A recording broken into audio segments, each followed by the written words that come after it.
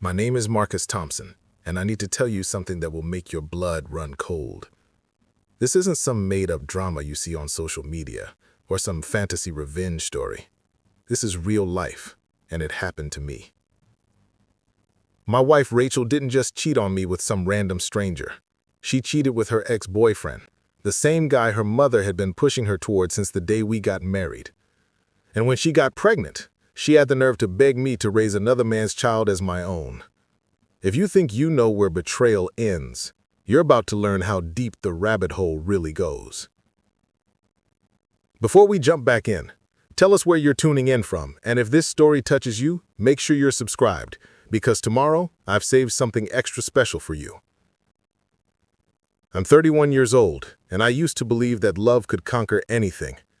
That if you treated someone right, respected them, and built a life together brick by brick, nothing could tear it down. I was a firefighter in Phoenix, Arizona, spending my days running into burning buildings to save strangers, while coming home every night to a woman I thought would never burn me. I was wrong about everything. Phoenix isn't like other cities. The heat doesn't just hit you in the summer, it transforms you. It teaches you about endurance, about pushing through when everything around you feels like it's melting. That's what I thought marriage was like. You push through the heat, you endure the tough times, and you come out stronger on the other side. But some fires can't be put out, and some burns never heal. Rachel Martinez was everything I thought I wanted in a partner. She had dark hair that caught the Arizona sun like silk, brown eyes that seemed to hold entire conversations, and a smile that could make you forget you just worked a 24-hour shift pulling people from wreckage. She worked as a nurse at Phoenix General, saving lives in her own way, and I thought we were perfect together. Two people dedicated to helping others, building something real in a world that seemed to get more fake every day. We met at a community barbecue 3 years ago. I was off duty, still wearing the smell of smoke in my hair from a house fire earlier that day. And she was there with her hospital colleagues, laughing at something one of the doctors had said. When our eyes met across that crowded park, with kids running around and the smell of grilled burgers in the air, I knew my life had just changed direction. Our first conversation lasted 4 hours. We talked about everything and nothing, from her dreams of opening a free clinic for undocumented workers to my plans for starting a fire safety education program in the schools. She told me about growing up in a family where image mattered more than substance, and I told her about losing my father in a warehouse fire when I was 12, how it shaped my entire life's mission. By the time the sun set over the Sonoran Desert that night, I was already planning our future. The early days were magic. Phoenix has this way of making everything feel possible when you're in love. We drive out to South Mountain just to watch the city lights come alive as the desert cooled down. Rachel would bring her camera, taking pictures of the saguaro cacti silhouetted against the orange sky, while I'd point out the different emergency vehicle routes visible from up there. Simple moments that felt infinite. She loved that I was a firefighter. At least that's what she told me. She'd brag to her friends about dating a hero, post pictures of us together with captions about how proud she was. When I got called out on emergencies, she'd text me to be safe with little heart emojis that made the dangerous work feel worthwhile. I thought her pride in my job meant she understood who I was at my core. What I didn't realize was that for Rachel, and especially her mother, dating a firefighter was romantic until it came time to think about practical things like retirement funds and vacation homes. Heroes make great stories, but they don't make great bank accounts. Firefighting isn't a career you choose for the money. In Phoenix, starting salary is around $42,000 a year. After 5 years with overtime and hazard pay, I was making maybe $60,000. Enough to live comfortably, enough to save for a house, enough to build a stable life. But in Rachel's family's world, that wasn't enough. Not even close. Her mother, Carmen Martinez, was a real estate agent who specialized in Scottsdale luxury properties. She drove a white Mercedes SUV, wore designer clothes to grocery store runs, and measured success by square footage and school district rankings. Carmen had spent her entire adult life climbing the social ladder in Phoenix's elite circles, as she wasn't about to let her daughter marry down. From our first family dinner together, I could feel Carmen sizing me up like a property she was considering whether to list. The questions came wrapped in fake sweetness, but the intent was clear. How much did firefighters make in Phoenix? Did I have any investments outside my pension? What were my plans for career advancement? I answered honestly because I had nothing to hide. I loved my job, I was good at it, and I planned to serve the community until I could retire with full benefits. I owned my small house in Tempe outright, had money in savings, and lived within my means. By any reasonable standard, I was a stable, responsible partner for her daughter. But Carmen's standards weren't reasonable. They were designed to eliminate men like me. The worst part wasn't Carmen's obvious disapproval. It was watching Rachel shrink under her mother's judgment. The confident, passionate woman who had fallen in love with my dedication to service would become quiet and apologetic whenever her mother started her interrogations. She'd squeeze my hand under the table, her way of saying she was sorry, but she never once told her mother to stop. Those family dinners became psychological warfare. Carmen would casually mention other men Rachel had dated, always in the context of their financial success. She'd bring up her friends' daughters who had married doctors, lawyers, or successful business owners. The message was subtle but clear. Rachel could do better than a firefighter. The breaking point at those dinners always came when Carmen would bring up Derek Chen. He was Rachel's ex-boyfriend from college, now a successful plastic surgeon with his own practice in Scottsdale. Carmen never missed an opportunity to update us on Derek's latest achievements. He'd just bought a new house in Paradise Valley. He'd taken a vacation to Europe. He'd been featured in Phoenix magazine as one of the city's most eligible bachelors. Each mention of Derek's name was like a small knife, carefully placed and twisted. Carmen would watch Rachel's face when she brought him up, looking for some sign that her daughter was reconsidering her choices. And sometimes, I caught something in Rachel's expression that made my stomach clench. Not love, exactly, but curiosity about the life she might have had. I started to dread those family gatherings, the elaborate meals in Carmen's perfectly staged dining room, the passive-aggressive comments about my pickup truck parked next to their luxury cars, the way Carmen would steer every conversation toward money and status. But Rachel always insisted we go, and I always agreed because I thought that's what love meant. Compromise, sacrifice, showing up even when it was uncomfortable. What I should have recognized was that some compromises aren't about love. They're about slowly surrendering who you are to please people who will never be satisfied. The first crack in our relationship came during a promotion ceremony at the fire station. I'd been selected as lieutenant, a recognition of my leadership and dedication to the job. It meant more responsibility, a modest pay increase, and the respect of my colleagues. I was proud of the achievement and excited to share it with Rachel. When I told her the news, her reaction was muted. She smiled and said congratulations, but there was something hollow about it. Later that night, she asked, "So what does this mean for us, long term?" The question confused me. It meant I was advancing in my career, that I was building something meaningful, that our future was more secure. But that wasn't what she was really asking. She was asking if being a lieutenant would somehow transform me into the kind of man her mother approved of. If this promotion was a stepping stone to leaving firefighting altogether and pursuing something more lucrative. When I explained that I loved what I did and planned to continue serving, I saw disappointment flicker across her face. That's when I realized that Rachel had been waiting for me to change. She'd fallen in love with the idea of a hero, but she wanted me to evolve into something more socially acceptable. The man who ran into burning buildings was romantic in theory, but the reality of a life built on service rather than profit was starting to wear thin. The distance between us grew slowly, like a crack in a foundation that you don't notice until the whole structure starts to shift. Rachel became more critical of small things. My work schedule was too unpredictable. My pickup truck was embarrassing when we went to nice restaurants. My friends from the fire station weren't sophisticated enough for her work parties. Each criticism felt like a small betrayal because they weren't really about the surface issues. They were about the fundamental incompatibility between who I was and who she wanted me to become. I was a man who found meaning in service, who measured success by lives saved rather than dollars earned.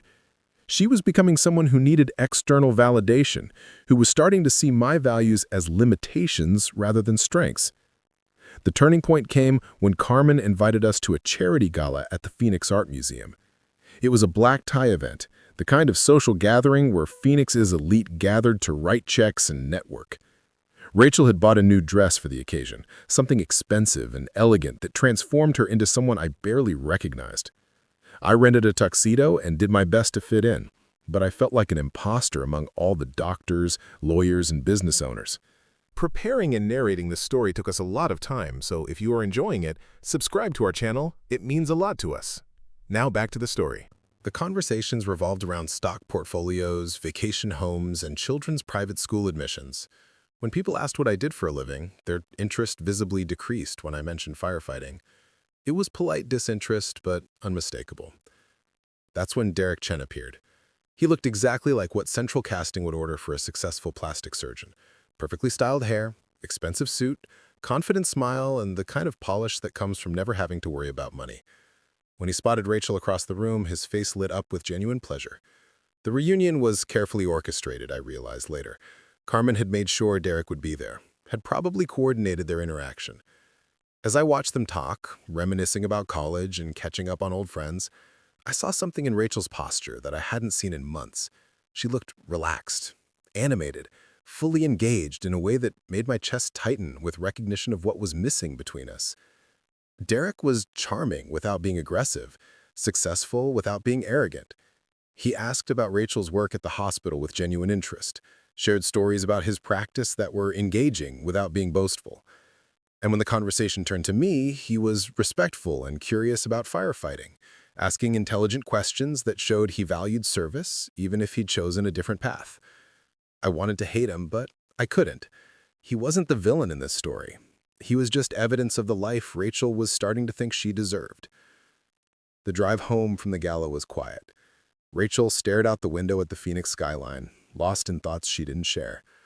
When I asked if she'd had a good time, she nodded but didn't elaborate. The silence between us felt loaded with unspoken comparisons and growing dissatisfaction. That night, lying in bed next to someone who felt like a stranger, I began to understand that love wasn't going to be enough. Rachel was changing. Or maybe I was finally seeing who she'd always been underneath the surface. Either way, we were moving in different directions, and no amount of compromise on my part was going to bridge that gap. The signs became impossible to ignore after the gala. Rachel's phone habits changed first. She'd always been casual about leaving it around, letting me answer texts when her hands were busy, never acting secretive about her communications. But suddenly, the phone was always face down, always within arm's reach, and she'd tense up whenever it buzzed with notifications. Her work schedule became more unpredictable, too. Suddenly, there were more mandatory trainings, more late shifts, more colleague gatherings that I wasn't invited to join. When I'd offer to pick her up after these supposed work events, she'd decline, saying she could manage her own transportation. The independent streak was new and felt calculated.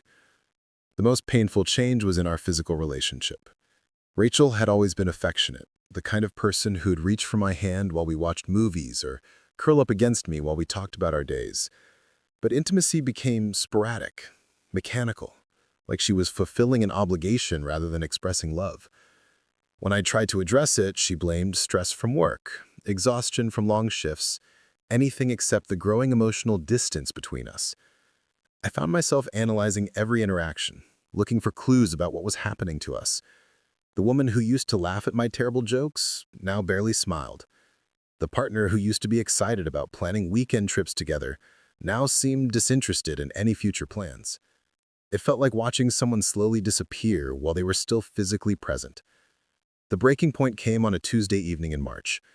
I'd been fighting a brush fire in the Tonto National Forest for 18 hours straight, part of a coordinated effort to protect a residential area from the flames.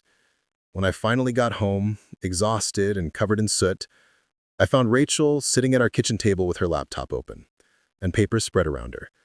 She looked up when I walked in, and for a moment, I saw something like guilt flash across her face before she quickly closed the laptop screen. When I asked what she was working on, she said it was hospital paperwork. But the papers I could see were clearly real estate listings. Expensive homes in Scottsdale and Paradise Valley, the kind of properties that were completely out of our price range. That's when I realized she wasn't just growing distant, she was planning an exit strategy. I didn't confront her that night because I was too tired to process what I'd seen. But over the next few days, I started paying closer attention to the details she thought I wasn't noticing. Phone calls that ended abruptly when I entered the room, new clothes that were more expensive than anything in her usual wardrobe, a sudden interest in events and social gatherings that she'd never cared about before. The most damning evidence came from an unexpected source. My colleague, Jake Rodriguez, had been my partner for 3 years, and his wife, Maria, worked in the billing department at Phoenix General. During a shift break, Jake casually mentioned that Maria had seen Rachel having lunch at a high-end restaurant in Scottsdale with a man that definitely wasn't me. The description matched Derek perfectly. Tall, well-dressed, expensive car in the parking lot. Maria hadn't thought much of it initially, assuming it was work-related, but when she mentioned it to Jake, he felt obligated to give me a heads up. The lunch had lasted over 2 hours, and according to Maria, they'd seemed very comfortable together, like old friends reconnecting. I thanked Jake for telling me, and spent the rest of our shift trying to figure out how to handle the situation. Part of me wanted to confront Rachel immediately, to demand an explanation for why she was secretly meeting with her ex-boyfriend. But another part of me already knew what her explanation would be. They were just friends catching up, I was being paranoid and possessive, there was nothing romantic about their meeting. The problem was that I couldn't shake the feeling that this lunch wasn't an isolated incident. If Rachel was comfortable enough to meet Derek at an upscale restaurant in broad daylight, how many other meetings had there been? How long had this reconnection been going on? That night, I tried to bring up Derek casually, mentioning that I'd heard he was doing well and asking if Rachel had kept in touch with him since the gala. Her response was carefully neutral.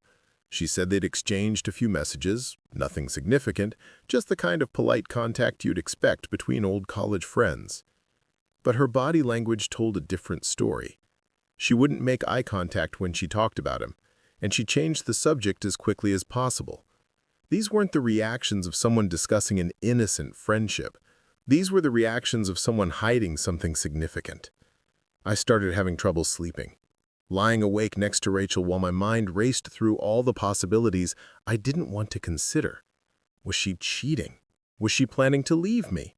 Had she already emotionally checked out of our relationship and was just going through the motions until she figured out her next move? The questions consumed me during quiet moments at the fire station, distracted me during emergency calls, made it impossible to focus on anything except the growing certainty that my marriage was falling apart. I'd spent 3 years building what I thought was an unshakable foundation, only to discover that the other person had been slowly undermining the entire structure. The final confirmation came during a charity event at Derek's medical practice. Carmen had suggested that Rachel and I attend, framing it as a good networking opportunity for both of us. I should have recognized it as another setup, but I was still trying to save our marriage by participating in Rachel's world. The event was everything I expected. Expensive wine, catered food, and conversations about golf trips and stock market performance. I felt like an outsider trying to blend in, making small talk with people who saw my profession as interesting but ultimately limited in its prospects. Rachel, however, was in her element. She moved through the crowd with confidence, engaging in conversations that seemed natural and unforced. When Derek introduced her to his colleagues, he spoke about her with obvious admiration, praising her work at the hospital and her dedication to patient care. The way he looked at her wasn't casual or friendly. It was the look of a man who saw something he wanted. What broke my heart wasn't Derek's obvious interest, it was Rachel's response to it. She glowed under his attention in a way that she hadn't with me in months. Her laughter was genuine, her smiles authentic, her entire demeanor transformed by being seen and appreciated by someone who represented the life she was starting to want. I watched them together and realized that I was witnessing the early stages of an emotional affair, if not something more. The connection between them was undeniable, and the fact that Carmen was facilitating their interactions made it clear that this wasn't accidental. This was a coordinated effort to show Rachel what she was missing by staying with me. The drive home was tense. Rachel was quiet, lost in thoughts that I could only imagine. When I finally asked her directly if she was having feelings for Derek, she denied it, but her denial lacked conviction. She said I was imagining things, reading too much into innocent interactions, letting my insecurities create problems that didn't exist. But I knew what I'd seen. The chemistry between them was real, and Rachel's growing dissatisfaction with our life together was becoming impossible to hide. I was losing her, not to some sudden betrayal, but to a slow-burning realization that she wanted something I couldn't provide. That night, I made a decision that would change everything. If Rachel was planning to leave me for Derek, I needed to know for certain. If she was cheating, I needed proof. And if our marriage was really over, I needed to understand exactly how it had happened so I could protect myself from the fallout. I was about to discover that the betrayal was deeper and more calculated than I could imagine. The evidence came to me in pieces, like putting together a puzzle where each new piece revealed more of a picture I didn't want to see. The first breakthrough happened purely by accident. Rachel had forgotten to take her laptop to work, and she called asking me to bring it to the hospital during my lunch break. When I picked up the laptop, it was still open to her email.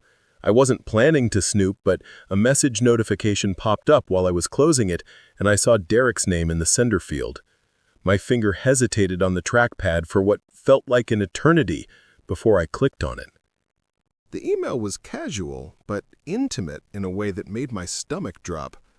Derek was thanking Rachel for the previous evening, saying how much he'd enjoyed their conversation and how natural it felt to reconnect after all these years. He mentioned looking forward to their next opportunity to spend time together and signed off with a warmth that was definitely not platonic. I scrolled through their email thread and found weeks of correspondence. Nothing explicitly romantic, but a growing intimacy that tracked exactly with the period when Rachel had been pulling away from me. They shared inside jokes, made plans to meet for coffee or lunch, and discussed their relationship histories with a familiarity that suggested Derek knew details about our marriage that Rachel shouldn't have been sharing. The most damaging email was one where Rachel expressed frustration about feeling trapped by circumstances and wondering if she'd made the right choices in life. Derek's response was sympathetic and subtly encouraging, suggesting that it was never too late to pursue happiness and that she deserved someone who truly appreciated everything she had to offer. I took screenshots of the email thread and forwarded them to my personal account before closing the laptop. My hands were shaking as I drove to the hospital, trying to process what I'd discovered. This wasn't just a friendship or even an innocent emotional connection. This was a full-scale emotional affair, complete with the kind of intimate communication that should have been reserved for our marriage. When I delivered the laptop to Rachel at the hospital, she seemed nervous, almost guilty. She thanked me quickly and seemed eager to get back to work, cutting short our conversation in a way that felt abrupt and suspicious. As I drove back to the fire station, I realized that her nervousness wasn't about being late for work. It was about what I might have seen on her computer. The second piece of evidence came from an unexpected source.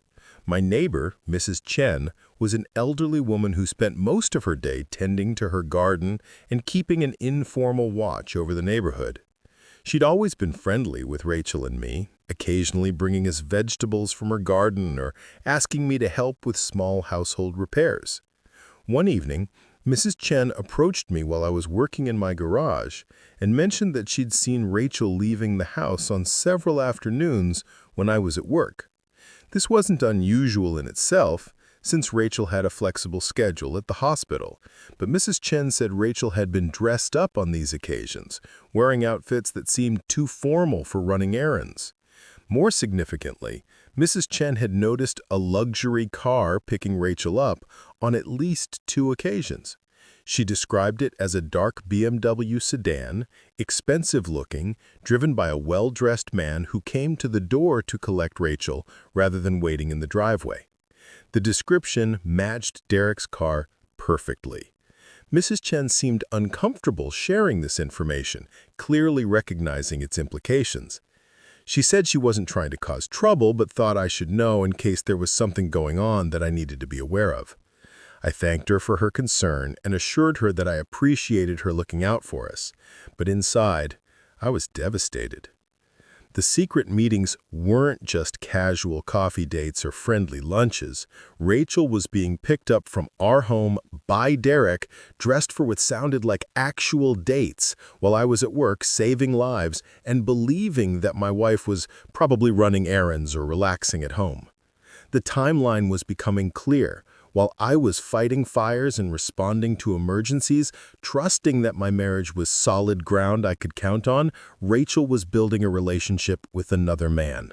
The betrayal wasn't just about the emotional intimacy or even the secret meetings, it was about the systematic deception, the way she was living a double life while letting me believe we were working through temporary difficulties.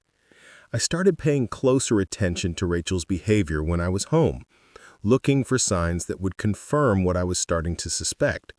Her phone habits had become increasingly secretive, but now I noticed that she was also more careful about her computer usage, closing browsers quickly when I entered the room and taking her laptop with her even for short trips out of the house.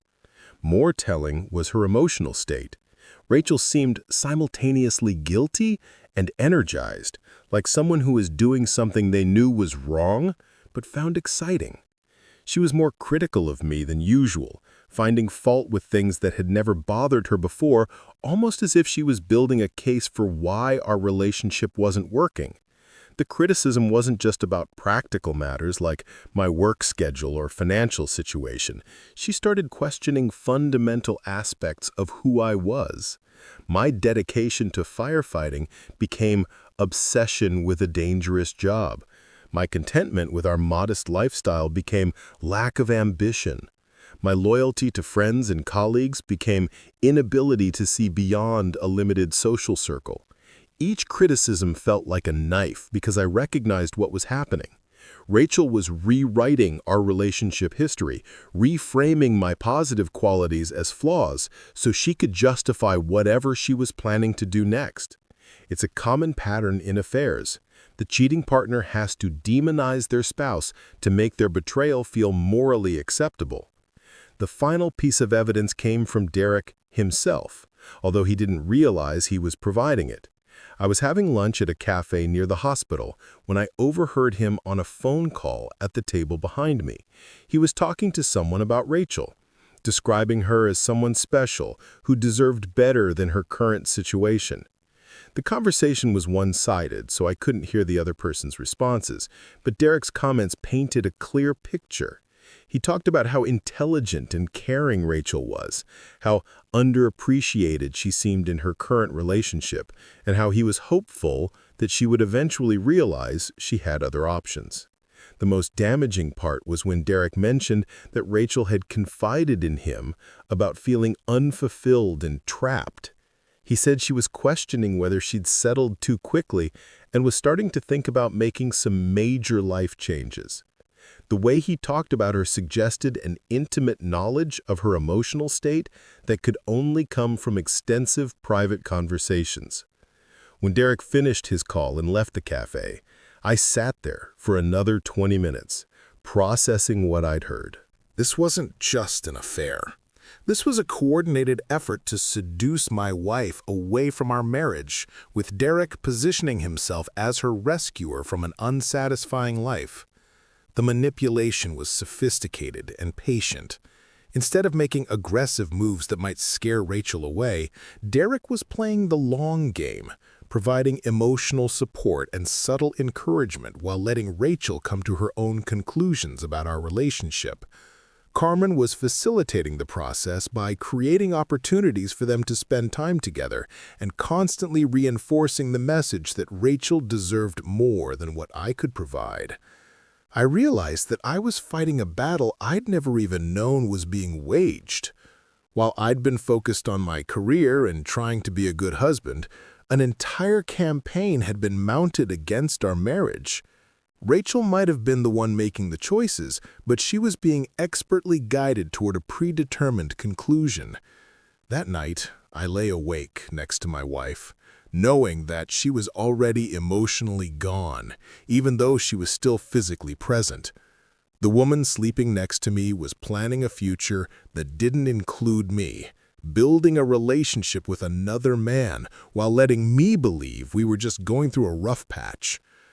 The hardest part wasn't even the betrayal itself. It was the realization that every conversation we'd had about our problems, every moment when I'd tried to understand what was wrong and how to fix it, had been a performance on her part.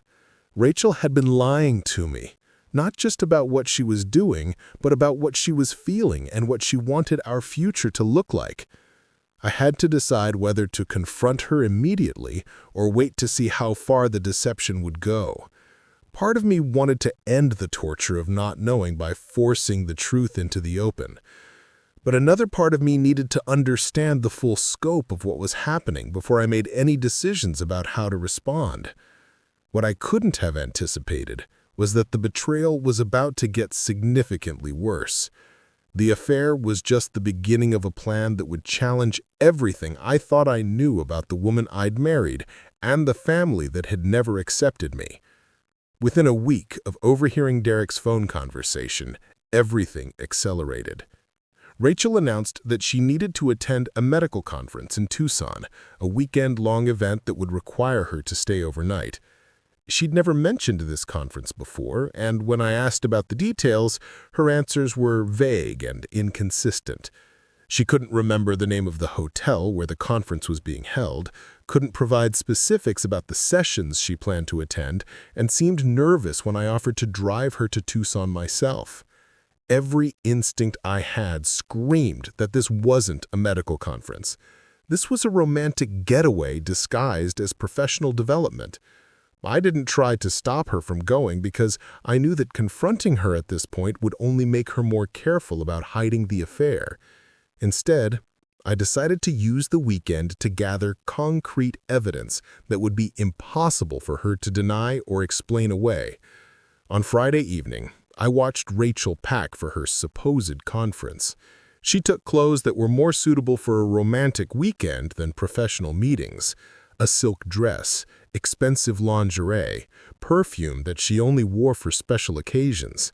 When she kissed me goodbye, it felt like the kiss of someone saying farewell to a life they were about to leave behind. After she left, I called my friend Tony Martinez, who ran a private investigation service and specialized in matrimonial cases. Tony and I had known each other since high school, and I trusted him to handle the situation with discretion and professionalism. When I explained what was happening, he agreed to take the case immediately. Tony's investigation confirmed my worst fears within hours. Rachel wasn't in Tucson. She was at a luxury resort in Sedona with Derek, registered under his name for a couples package that included spa treatments and romantic dinners. Tony provided photographic evidence of them together, holding hands while walking through the resort gardens, sharing intimate meals on the restaurant terrace, entering their shared room together. The photos were devastating, but also liberating. I finally had proof that was undeniable, concrete evidence that could end the gaslighting and psychological torture of suspecting something I couldn't prove. Rachel was having a full affair, and she was doing it while lying to my face about attending a medical conference. The Tony's investigation revealed something even more damaging. The romantic weekend in Sedona wasn't a spontaneous getaway. Derek had made the reservation weeks in advance, suggesting that this affair had been planned and anticipated rather than being a sudden emotional lapse. The level of premeditation made the betrayal feel calculated and cruel. When Rachel returned from her supposed conference on Sunday evening, she seemed different, more confident, more distant, almost like she'd made a decision about something important. She talked briefly about the sessions she supposedly attended, but her descriptions were generic and unconvincing. When I asked if she had learned anything useful, she gave vague answers about new treatment protocols that she couldn't explain in any detail. The most telling change was in her physical behavior toward me. She avoided contact, seemed uncomfortable with casual affection, and went to bed early, claiming exhaustion from the weekend's activities.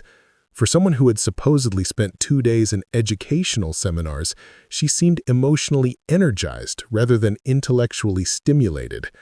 I didn't confront her about Sedona that night because I was still processing the full implications of what Tony had discovered. This wasn't just an affair. This was a woman who was capable of looking me in the eye and lying with complete conviction about where she'd been and what she'd been doing. The Rachel I thought I knew wouldn't have been capable of this level of deception. Over the next few days, I noticed more changes in Rachel's behavior. She was less careful about hiding her phone communications, almost as if she didn't care as much about getting caught. Her criticism of me became more frequent and harsh, focusing on things like my limited ambitions and inability to provide the lifestyle she deserved. The shift felt like someone who had made a decision and now was building justification for it. Rachel was preparing to leave our marriage, but she needed to convince herself that I was the problem so she could feel justified in her betrayal. Every conversation became an opportunity for her to catalog my shortcomings and express dissatisfaction with our life together. The psychological manipulation was exhausting. Rachel would create problems where none existed, start arguments about issues we'd never disagreed about before, and interpret my responses in the most negative possible way. When I tried to address her concerns directly, she accused me of being defensive. When I tried to give her space to work through whatever she was feeling, she accused me of being emotionally unavailable. It was a classic double bind. Any response I gave was wrong, and the wrongness of my responses became further evidence that our relationship was fundamentally flawed. Rachel was systematically destroying the foundation of trust and communication that had taken us years to build, all while maintaining that I was the one causing our problems. The final blow came 3 weeks after the Sedona weekend. Rachel announced she was pregnant. She delivered the news with none of the joy or excitement you'd expect from someone starting the family with the person they loved. Instead, she seemed nervous, almost guilty, watching my face carefully for my reaction. When I expressed surprise and asked about the timing, she quickly said it must have happened recently, probably sometime in the last month. But I knew the truth. The timing of her pregnancy aligned perfectly with the romantic weekend in Sedona. Rachel wasn't carrying my child, she was carrying Derek's child and planning to pass it off as mine. The realization hit me like a physical blow. This wasn't just adultery. This was reproductive fraud, an attempt to trap me in a marriage with a child that wasn't biologically mine, while hiding the true father's identity. The level of calculation and manipulation required to execute this plan revealed a side of Rachel that I'd never seen before. As I sat there pretending to be excited about her pregnancy announcement, my mind raced through all the implications. Had this pregnancy been planned? Was Derek aware that he might be the father? Was Carmen involved in orchestrating this final stage of breaking up our marriage? The questions consumed me, but I managed to maintain a calm exterior while expressing appropriate enthusiasm about becoming a father. Inside, though, I was already planning my response. If Rachel thought she could manipulate me into raising another man's child while continuing her affair, she was about to learn how wrong she could be. I wasn't going to confront her immediately because I needed time to prepare for what was coming. This wasn't just the end of our marriage. This was going to be a battle for my dignity, my financial security, and my future happiness. Rachel had made her choice, but she was about to discover that I wasn't the passive victim she apparently thought I was. The next phase of this betrayal was going to be the most challenging, but I was determined to face it with the same courage and strategic thinking that I brought to fighting fires. Some blazes could be controlled and extinguished. Others had to be allowed to burn themselves out, while you protected everything valuable from the destruction. My marriage was beyond saving, but my self-respect and my future were worth fighting for. The weeks following Rachel's pregnancy announcement were some of the strangest of my life. On the surface, we were preparing to become parents, discussing baby names and looking at cribs online. But underneath, I was conducting my own investigation while watching my wife perform the role of excited mother-to-be. Rachel's behavior during this period was fascinating to observe once I knew what to look for. She would catch herself mid-sentence when talking about the pregnancy timeline, as if remembering that she needed to keep her story consistent. When I suggested we schedule our first doctor's appointment together, she quickly said she'd already made arrangements with her personal physician and preferred to handle the early visits alone. The excuse made sense on the surface. As a nurse, Rachel had professional relationships with doctors at the hospital and would naturally want to use someone she trusted. But I knew the real reason she wanted to go alone. She needed to control the narrative about conception dates and timing, making sure no medical professional would inadvertently contradict her version of events. I didn't push the issue because I was building my own case. Tony's investigation had expanded beyond documenting the affair to include financial records, phone logs, and a comprehensive timeline of Rachel's activities. What we discovered painted a picture of deception that went deeper than I initially suspected. The affair with Derek hadn't started after our marriage hit rough patches. It had been going on for almost 6 months, beginning shortly after that charity gala where they'd reconnected. Rachel had been living a double life for half a year, carefully managing her time and energy to maintain both relationships simultaneously. The financial records were particularly revealing. Rachel had been spending money on clothes, restaurants, and personal care that far exceeded what our budget should have allowed. When I traced the expenditures, it became clear that Derek had been supplementing her lifestyle, paying for expensive dinners, shopping trips, and spa treatments that she'd hidden from me. More damaging was the phone log analysis. Rachel and Derek had been in daily contact, sometimes multiple times per day, with calls lasting hours. The frequency and duration of their communications revealed an intimacy that went far beyond casual friendship or even a typical affair. They were functioning as a couple in everything but legal status. The timeline Tony constructed showed a clear pattern of escalation. The relationship had progressed from innocent coffee meetings to extended lunch dates to overnight trips disguised as work obligations. Rachel had been systematically building a life with Derek while simultaneously maintaining her marriage to me as a safety net. What troubled me most was the calculation involved in everything she'd done. This wasn't a woman who had fallen victim to unexpected passion or found herself swept away by circumstances beyond her control. Rachel had made deliberate choices at every step, crafting elaborate lies and maintaining complex deceptions to pursue what she wanted while protecting herself from consequences. The pregnancy added another layer of manipulation to an already complex web of deceit.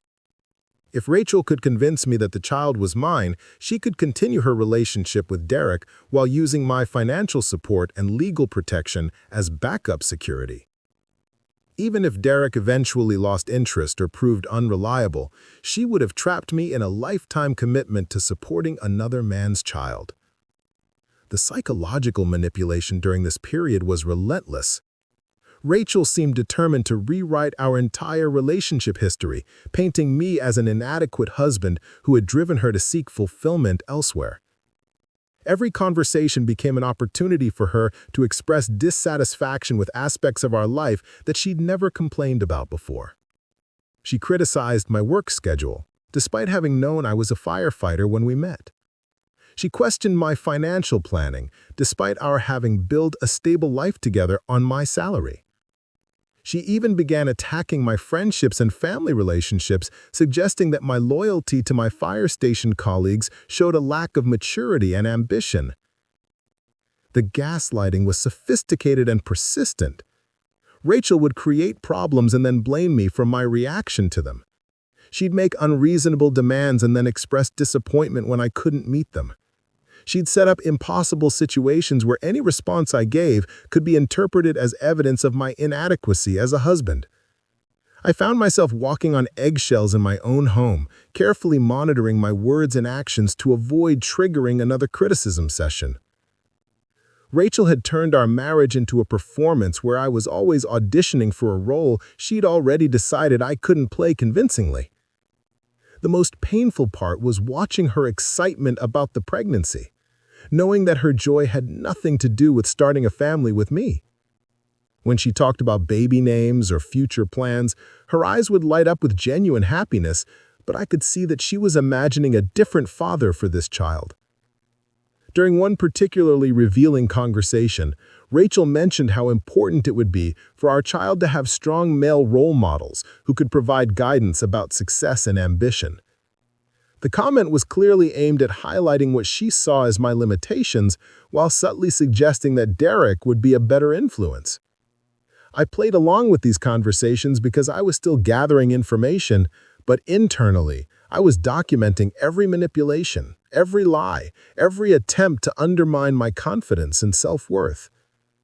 Rachel thought she was breaking me down, preparing me to accept whatever arrangement she ultimately proposed. What she didn't realize was that she was providing me with a comprehensive education in her true character. The breaking point came when Carmen invited us to a family dinner to celebrate the pregnancy news. The invitation itself was suspicious because Carmen had never seemed particularly interested in celebrating milestones in our marriage. But I accepted because I wanted to observe the family dynamics and see how much Carmen knew about Rachel's affair. The dinner was held at Carmen's house in Scottsdale, an immaculate showcase of expensive furniture and carefully curated art that was designed to impress visitors with her success and sophistication. Rachel's father, Miguel, was there, along with her sister Sophia and a few family friends. The guest list seemed carefully selected to create maximum social pressure. What made the evening particularly surreal was the presence of Derek's parents, Eleanor and James Chen, who had apparently become close friends with Carmen through their shared social circles. Their inclusion in what should have been an intimate family celebration felt calculated and inappropriate, but no one else seemed to find it strange. As we sat around Carmen's dining room table, toasting to the future grandchild, I watched the subtle interactions between the adults who clearly knew more about the situation than they were letting on. Carmen kept steering the conversation toward topics that highlighted Derek's success and stability, while Eleanor made pointed comments about the importance of choosing the right partner for starting a family. The manipulation was so obvious it would have been comical if it wasn't destroying my life. These women were working together to convince Rachel that she deserved better than what I could provide, all while maintaining the pretense of celebrating our upcoming parenthood. Rachel seemed energized by the attention and validation she was receiving from the older women. She glowed under their praise and nodded enthusiastically when they talked about the importance of financial security and social status in raising children. Watching her absorb their poison while carrying what I knew was Derek's child felt like witnessing a carefully orchestrated psychological operation. The most revealing moment came when Eleanor casually mentioned that Derek had recently purchased a large house in Paradise Valley with plenty of room for a growing family. The comment was supposedly innocent, just friendly conversation about mutual acquaintances. But the timing and context made its real purpose clear. Carmen immediately picked up the thread, expressing admiration for Derek's foresight and planning abilities. She talked about how refreshing it was to see a young man who understood the importance of providing proper security for the people he cared about. The implication was unmistakable. Derek was the kind of man who could provide the lifestyle Rachel deserved. I sat through this performance with a calm expression while internally cataloging every word for future reference. These women thought they were subtle, but their manipulation was crude and transparent. They were working together to convince Rachel to abandon her marriage for a relationship with Derek, and they were using the pregnancy as leverage to accelerate their timeline. What they didn't realize was that I had already gathered enough evidence to expose their entire scheme. The affair, the deception, the coordinated family pressure, all of it was documented and ready to be revealed when the time was right. As the evening progressed, I noticed that Rachel was becoming increasingly comfortable with the direction of the conversation. She asked questions about Derek's new house, expressed interest in the neighborhood, and seemed genuinely curious about his future plans. The woman sitting next to me was already mentally planning a life with another man while letting me believe we were building something together. The final insult came when Carmen proposed a toast to new beginnings and second chances. As we raised our glasses, she looked directly at Rachel with a meaningful smile that confirmed everything I suspected about her role in orchestrating this betrayal. I participated in the toast because I knew it would be my last performance in this particular theater. Soon, all of these people would understand exactly what kind of man they'd been underestimating, and Rachel would learn that her carefully constructed deception was about to collapse around her. The drive home from Carmen's house was tense. Rachel seemed excited and energized by the evening's conversations, but also guilty about something she couldn't quite name. When I asked her what she thought about Derek's new house, she answered with enthusiasm that quickly turned to awkwardness when she realized how her interest might be interpreted. That night, as Rachel slept beside me, I made the final preparations for ending this charade. I had all the evidence I needed: photographs of her affair, financial records showing Derek's support, phone logs documenting their relationship, and medical records that would prove the pregnancy timeline didn't match her story. But I wasn't going to confront Rachel privately. She was too skilled at manipulation, too practiced at turning conversations to her advantage. If I gave her the opportunity to explain or justify her actions, she would find a way to make me question what I knew to be true.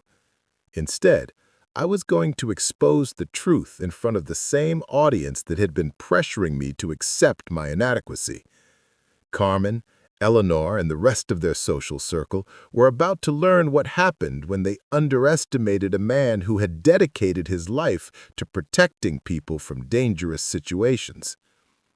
I spent the next week making detailed preparations for what I privately called the Revelation Dinner. I booked a private dining room at a high-end restaurant in Scottsdale, the kind of place where Carmen and her friends would feel comfortable and important. I invited everyone who had been present at the pregnancy celebration, plus a few additional family members who deserved to know the truth. The invitation was framed as a special evening to discuss our future plans as a growing family.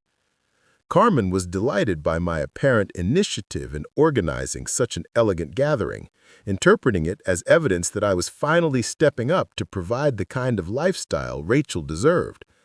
What Carmen didn't know was that I had also invited Tony Martinez to attend as my guest, ostensibly as a family friend, but actually as my witness and security backup. I had prepared a comprehensive presentation of evidence that would leave no room for doubt or alternative interpretation. The digital files were organized chronologically, showing the progression of Rachel's affair from innocent reconnection to full relationship to reproductive fraud. I had printed backup copies of everything and stored them in multiple locations to prevent any attempts at suppression or destruction.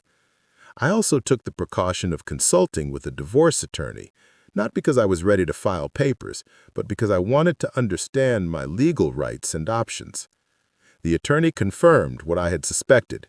Reproductive fraud was grounds for annulment in Arizona, and the evidence I had gathered would protect me from financial responsibility for Derek's child. As the date of the dinner approached, Rachel became increasingly anxious, though she couldn't explain why. She asked repeatedly about the guest list, the menu, and the purpose of the gathering. When I told her I wanted to make a special announcement about our future, she seemed pleased, but also worried about something she couldn't articulate. I think part of her sensed that the web of deception was becoming unsustainable. Living a double life requires enormous mental energy, and Rachel had been maintaining complex lies for months. The strain was beginning to show in her behavior, even though she didn't consciously recognize what was happening. The night before the dinner, Rachel tried to initiate an intimate conversation about our relationship and future plans. She told me how much she loved me and how excited she was about starting a family together. The words should have been meaningful, but I could hear the desperation underneath them. Rachel was trying to secure my commitment before whatever she was planning next. She needed me to be fully invested in our future together, so that when the truth eventually came out, I would be too emotionally attached to walk away. The manipulation was sophisticated, but I could see through it now that I understood her true nature. I responded to her expressions of love with appropriate warmth while internally preparing for what was coming. This would be our last night together as husband and wife, though only I knew it. Tomorrow, everything would change, and the woman lying next to me would learn that her victim wasn't as passive or naive as she had assumed. The morning of the dinner, I dressed carefully in my best suit and spent extra time on my appearance.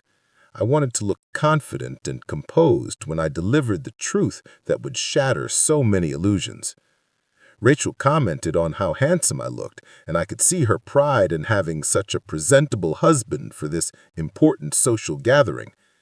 If she had only known what really was going to happen that evening, she would have done anything to stop it. But by then, it was too late.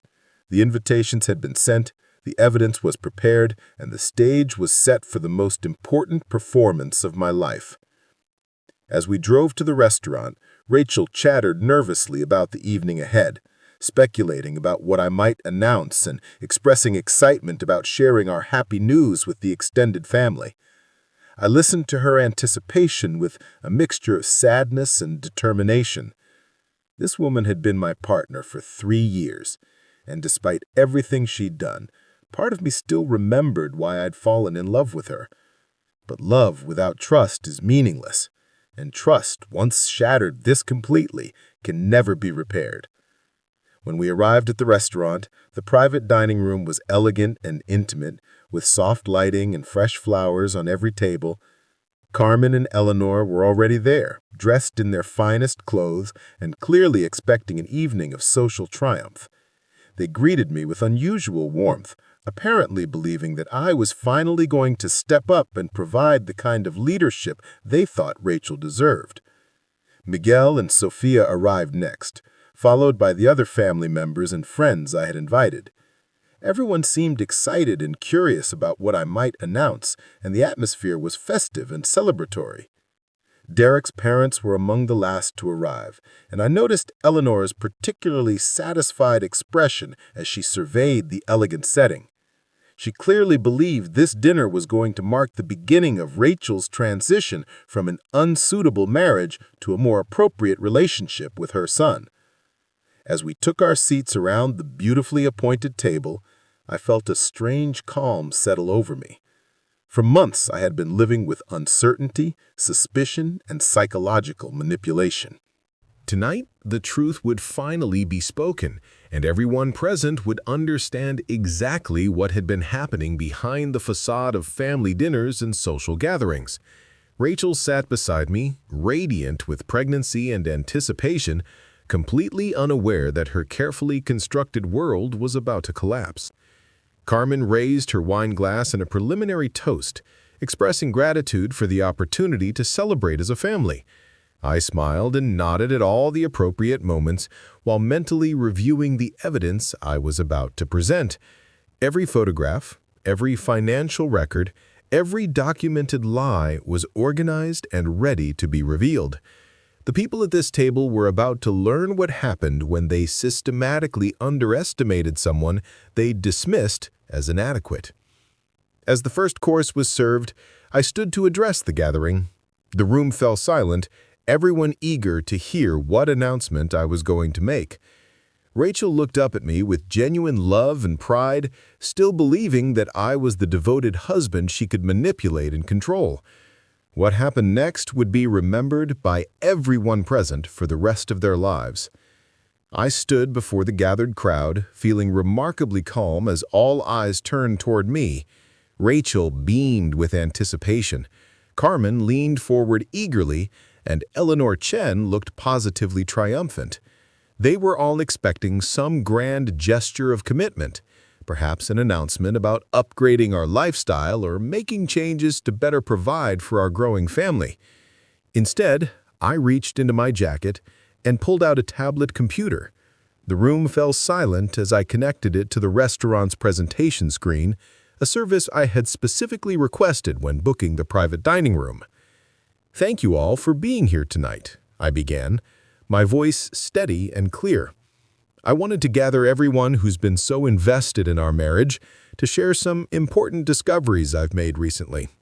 The first image that appeared on the screen was a photograph of Rachel and Derek at the Sedona Resort, holding hands as they walked through the garden. The collective gasp from the table was audible, but I continued speaking as if I was delivering a routine briefing at the fire station. This photograph was taken 3 weeks ago, when Rachel told me she was attending a medical conference in Tucson. I clicked to the next image, showing them entering their shared hotel room. As you can see, she was actually on a romantic getaway with Derek Chen. Rachel's face drained of all color. Carmen's wine glass froze halfway to her lips. Eleanor Chen looked like she was witnessing a car accident in slow motion. But that's just the beginning, I continued, advancing to the next slide. The affair has been ongoing for 6 months, carefully coordinated and facilitated by some of the people in this room. The next series of slides showed email exchanges between Carmen and Eleanor, planning opportunities for Rachel and Derek to spend time together. I read selected excerpts aloud, my voice never wavering as I exposed the systematic manipulation that had been conducted against our marriage. Miguel stood up abruptly, his face red with fury as he stared at his wife. "Carmen, what is this? What have you done?" Carmen tried to speak, but no words came out. She looked around the table desperately, seeking support that wasn't coming. Sophia covered her mouth in shock, staring at her sister with a mixture of disbelief and disappointment.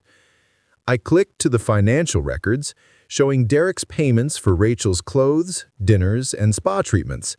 Derek has been essentially keeping my wife as a mistress for months, funding a lifestyle that we couldn't afford while she maintained the pretense of our marriage. Rachel finally found her voice, though it came out as a whisper. "Marcus, please, let me explain."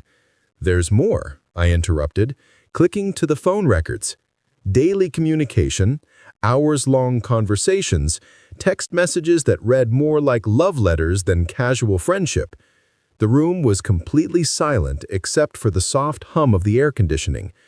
Everyone stared at the screen as I methodically presented the evidence of the affair, the deception, and the coordinated family conspiracy to destroy our marriage. Then I reached the final revelation. "And now we come to the pregnancy," I said, clicking to a new slide. Rachel announced she was pregnant 3 weeks ago, claiming the conception happened recently. But here's what makes this particularly interesting. The next slide showed medical records from my own doctor. 2 years ago, I underwent a vasectomy. The procedure was successful and has never been reversed. It is medically impossible for me to father a child. The silence that followed was deafening. Rachel made a sound like she was choking, her hands moving protectively to her stomach. Carmen looked like she might faint, while Eleanor Chen looked like she was calculating how quickly she could distance herself from the situation. "So you see," I continued with the same calm professionalism, "Rachel isn't just having an affair, she's attempting to commit reproductive fraud, trying to trick me into believing I'm the father of Derek's child and accepting financial responsibility for raising another man's baby." Miguel slammed his fist on the table, making the wine glasses jump. "Carmen, what is this? What have you done to your family?" To this man who loved you? Rachel burst into tears, but they weren't tears of remorse. They were tears of frustration and panic as her carefully constructed world collapsed around her. "You don't understand," she sobbed. "I was trapped. I felt suffocated. Derek offered me a better life." "A better life built on lies," Sophia interrupted, her voice disgusted. "You destroyed everything for money and status." Carmen finally found her voice, though it came out shaky and defensive. "I only wanted what was best for Rachel. She deserves security, stability." "She deserves to face the consequences of her choices," Miguel shot back, turning on his wife with decades of suppressed anger. "You've poisoned our daughter's mind with your obsession with appearances. Look what you've created." Eleanor Chen had been quietly gathering her purse throughout this exchange. "I think there's been a misunderstanding," she said, standing to leave. "Derek never mentioned—" "Derek knows exactly what he's done," I interrupted, clicking to a recording on my tablet. "This is from a conversation he had last week discussing his future plans with Rachel." Derek's voice filled the room through the sound system, talking confidently about Rachel leaving her marriage and starting fresh with him. He spoke about her pregnancy as if it was their shared secret, their pathway to a life together built on the foundation of destroyed trust. Eleanor sank back into her chair, realizing that her son was deeply implicated in this scandal, and that her own participation in Carmen's schemes had made her complicit in fraud. I turned off the presentation and looked around the table at the devastated faces staring back at me. I'm filing for annulment tomorrow morning on grounds of fraud and bigamy of affection. Rachel will receive nothing in the settlement except the responsibility for her own choices. Rachel looked up at me through her tears, desperation clear in her eyes. "Marcus, please, we can work through this. I made mistakes, but I love you. We can raise this baby together. I'll end things with Derek completely." The manipulation was still there, even in her moment of complete exposure. Rachel was trying to use the pregnancy as leverage, hoping that my sense of responsibility would override my knowledge of her betrayal. "No, Rachel," I said quietly. "Love doesn't manipulate. Love doesn't deceive. Love doesn't try to trap someone with another man's child. What you're describing isn't love. It's desperation." Carmen made one last attempt to salvage the situation. "Marcus, surely we can discuss this privately. Family matters shouldn't be aired in public like this." "This stopped being a private family matter the moment you conspired to destroy my marriage. Everyone here participated or enabled this deception. You all deserve to see the full consequences of what you've helped create." I stood up and walked toward the door, leaving my wedding ring on the table next to my untouched dinner plate. "The bill for tonight is taken care of. Consider it my final gift to this family." As I reached the door, Rachel called out one last time. "Where are you supposed to go? What am I supposed to do?" I turned back to look at her, this woman I had loved and trusted for 3 years, now revealed as someone I never really knew. "You're supposed to learn that actions have consequences. You chose Derek. You chose deception. You chose to destroy our marriage for money and status. Now, you get to live with those choices." The last thing I heard as I left the restaurant was Miguel's voice, raised in anger as he confronted his wife about the destruction she had brought to their family. Carmen's world of appearances and social climbing had finally collapsed, taking her daughter's marriage and her own credibility with it. Outside, the Phoenix night air felt clean and cool against my skin. For the first time in months, I could breathe freely. The weight of suspicion, gaslighting, and manipulation was gone, replaced by the simple clarity of truth finally spoken. My phone began buzzing within minutes. Text messages from various family members, missed calls from Rachel, voicemails from Carmen trying to apologize and explain. I turned off the phone and drove home in blessed silence. The house felt different when I walked through the door. It was still the same building, the same furniture, the same photographs on the walls, but it no longer felt like a home built on shared dreams and mutual respect. It felt like a stage where an elaborate performance had been conducted and now the curtains had finally fallen. I spent the next hour gathering Rachel's belongings and packing them into boxes, not out of spite or anger, but because I needed to reclaim my space and begin the process of rebuilding my life. Every item I packed represented a memory that had been tainted by deception, a moment that I now understood differently. The divorce proceedings moved quickly once the evidence was presented. Rachel's attorney advised her to accept the annulment rather than fight charges of fraud that could result in criminal liability. Derek, faced with the prospect of public scandal affecting his medical practice, initially tried to deny paternity before quietly agreeing to a financial settlement with Rachel. Carmen and Eleanor's friendship ended abruptly, as each woman blamed the other for the disaster they had created together. Carmen's social standing in Phoenix never recovered from the scandal, and she eventually moved to Tucson to escape the gossip and judgment of her former social circle. Miguel filed for divorce within a month, telling me privately that Rachel's betrayal had opened his eyes to his wife's toxic influence on their entire family. He apologized for not recognizing what Carmen was doing to our marriage and expressed regret for not speaking up sooner. Rachel moved in with Derek initially, but their relationship deteriorated quickly under the pressure of reality rather than fantasy. Living together while dealing with pregnancy, scandal, and financial responsibility proved very different from their romantic affair. Derek's commitment to her wavered when faced with the social and professional consequences of their actions. 6 months later, Rachel was raising her daughter alone in a small apartment, working part-time while struggling with the costs of childcare and the social isolation that came from her reputation in Phoenix's medical community. The life of luxury and status she had sacrificed everything to pursue had evaporated the moment it became complicated by real-world consequences.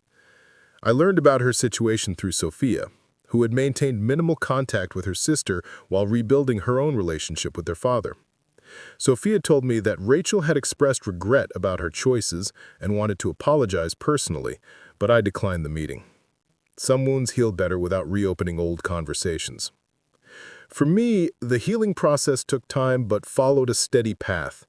I focused on my career, earning a promotion to captain and developing new training programs for emergency response. The work gave me purpose and reminded me daily of the value of integrity, courage, and service to others. The betrayal had taught me valuable lessons about trust, communication, and the importance of choosing partners who shared fundamental values rather than surface attractions. I learned to recognize manipulation tactics and trust my instincts when something felt wrong in a relationship.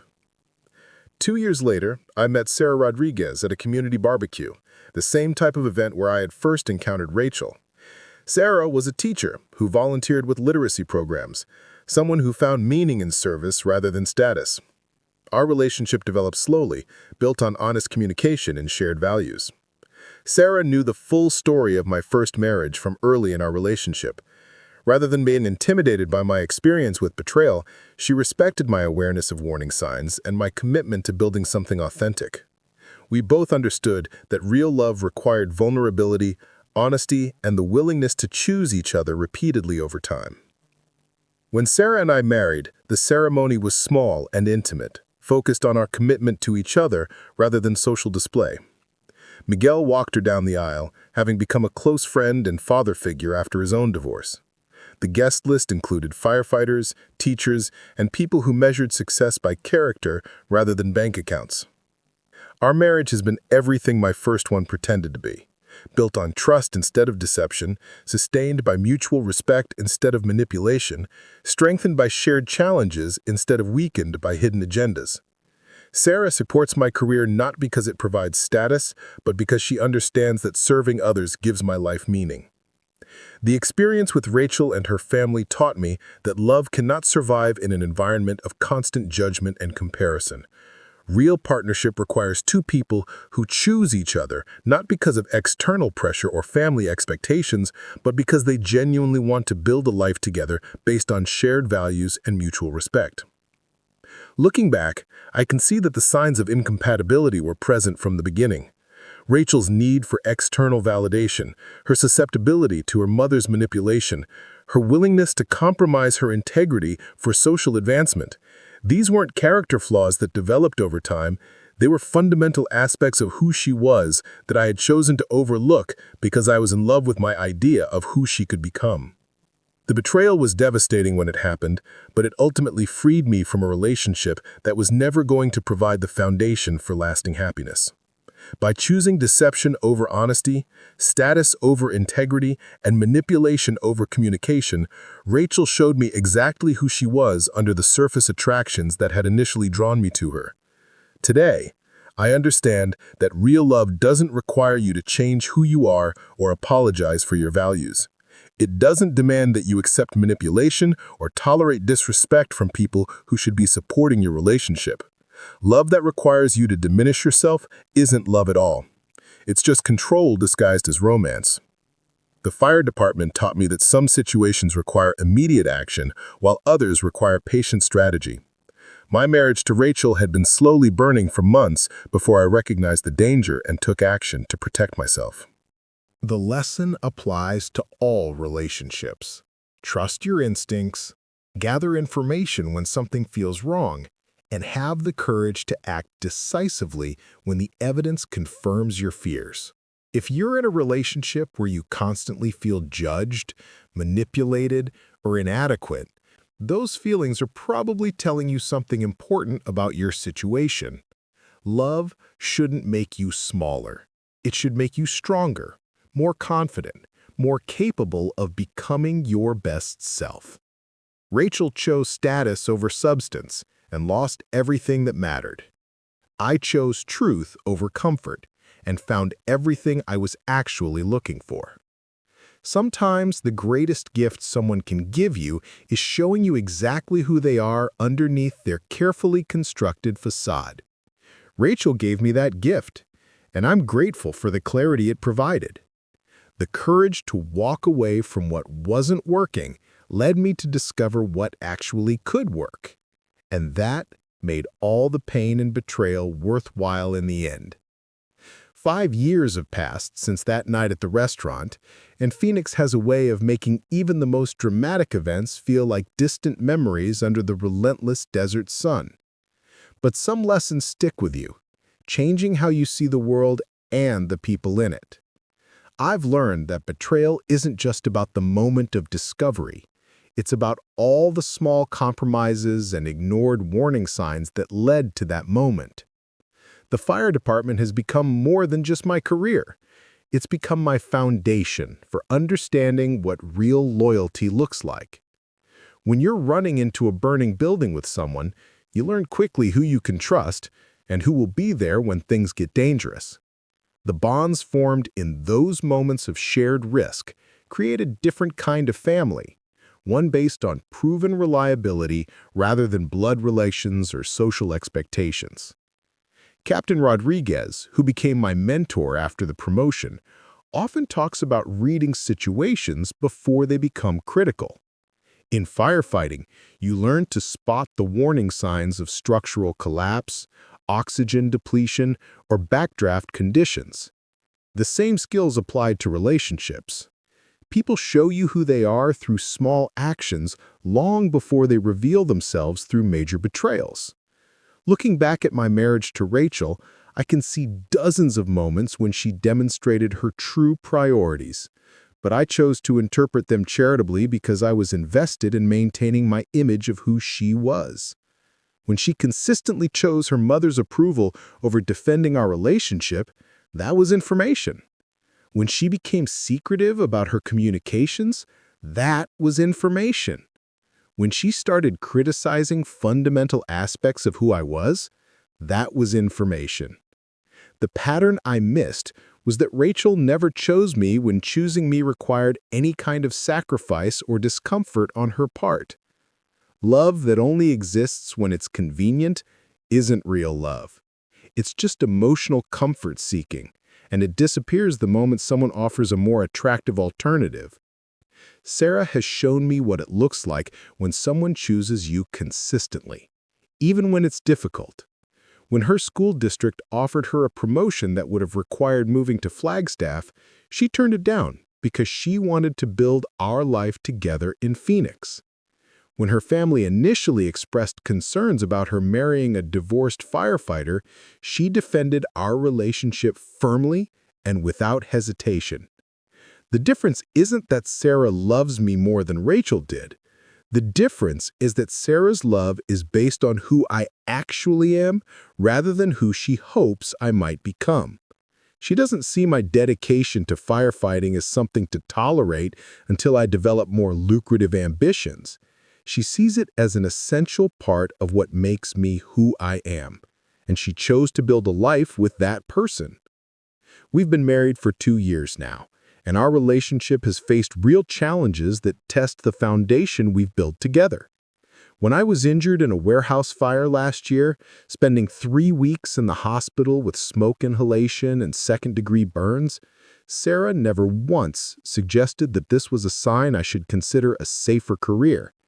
Instead, she advocated fiercely for my care, learned everything she could about my recovery process, and supported my decision to return to active duty as soon as I was medically cleared. The contrast with how Rachel would have handled the same situation is stark. I can imagine her using my injury as evidence that firefighting was too dangerous, too limiting, too incompatible with the stable life she wanted. She would have seen my hospitalization as an opportunity to pressure me toward a different career path that better aligned with her vision of success. Sarah's response revealed her character in the same way that Rachel's hypothetical response would have revealed hers. When faced with the reality of loving someone whose work involves genuine risk, Sarah chose to love me more completely rather than love me conditionally. Building a relationship with someone who shares your fundamental values creates a kind of security that transcends financial stability or social status. Sarah and I disagree about plenty of things. She likes romantic comedies, while I prefer action movies. She's a morning person, while I'm naturally nocturnal. She saves every sentimental item, while I prefer to keep only what's useful.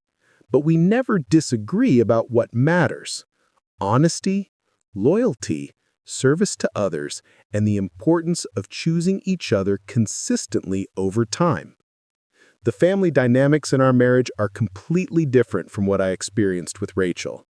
Sarah's parents, both retired teachers, welcomed me immediately and genuinely. They ask about my work because they're interested in what I do, not because they're evaluating my earning potential. When we have family dinners, the conversations focus on shared experiences, funny stories, and mutual interests, rather than subtle competitions about status and achievement. More importantly, Sarah has never once allowed her family to criticize or undermine our relationship. When her aunt made a comment about firefighters having limited career advancement opportunities, she shut it down immediately and privately told her aunt that such comments weren't welcome. The contrast with how Rachel's passive acceptance of her mother's constant criticism couldn't be more clear. Miguel has remained a close friend and has become something of a father figure to both Sarah and me. His divorce from Carmen was finalized 3 years ago, and he's built a new life focused on his relationship with Sofia and her children. He often talks about the regret he feels for not recognizing Carmen's toxic influence sooner and for not protecting Rachel from her mother's manipulation.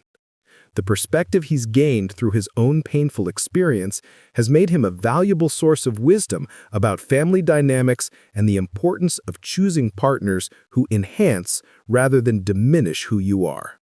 Miguel now lives in a modest apartment near Sofia's family, spending his time as a grandfather and volunteer coach for youth baseball. He seems genuinely happy in a way I never saw during his marriage to Carmen. Sofia has become a good friend to both Sarah and me, despite the awkwardness of her relationship with Rachel. She's built her own healthy marriage with a man who values her teaching career and supports her involvement in community education programs. The contrast between the sisters is striking. Sofia chose a partner who shares her values, while Rachel chose a partner who represented status she thought she wanted. Through Sofia, I occasionally hear updates about Rachel's life, though I no longer feel the need to know details about her situation. The last I heard, she was working as a nurse practitioner in Flagstaff, having left Phoenix entirely after her relationship with Derek ended. Her daughter is now 4 years old, and according to Sofia, Rachel has matured significantly through the experience of single parenthood and social isolation.